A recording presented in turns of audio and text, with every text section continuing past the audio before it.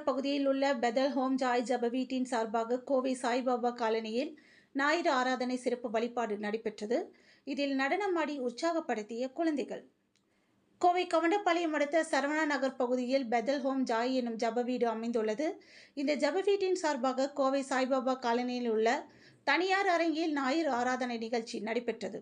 இந்த நிகழ்ச்சியில் பெதல் home Joy ஜப வீட்டின் போதகர் ஜான் பீட்டர் கலந்து கொண்டு பைபிள் வசனங்களை வாசித்தும் பாடல்கள் பாடியும் சிறப்பு ஆராதனை வழிபாட்டினை நடத்தினார். பைபிள் வசனங்களில் இயேசு பிதா என்னென்ன கூறுகின்றார், எந்த சூழ்நிலையில் எவ்வாறு நடந்து கொண்டார் என பைபிள் பதிவு செய்யப்பட்ட விளக்கங்களை எடுத்து கூறினார்.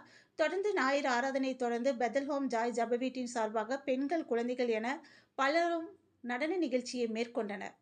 பைபிளில் வசனங்களை பாடல்களாக பாடி நடனமாடியது உற்சாகமடைந்தனர். இந்த வேதாலயத்தில் சார்பாக கடந்த 4 நாட்களாக நடைபெற்ற விடுமுறை கால வேதாகம பயிற்சி வகுப்புகளில் கலந்து கொண்ட குழந்தைகளுக்கு பரிசுகள் வழங்கப்பட்டது.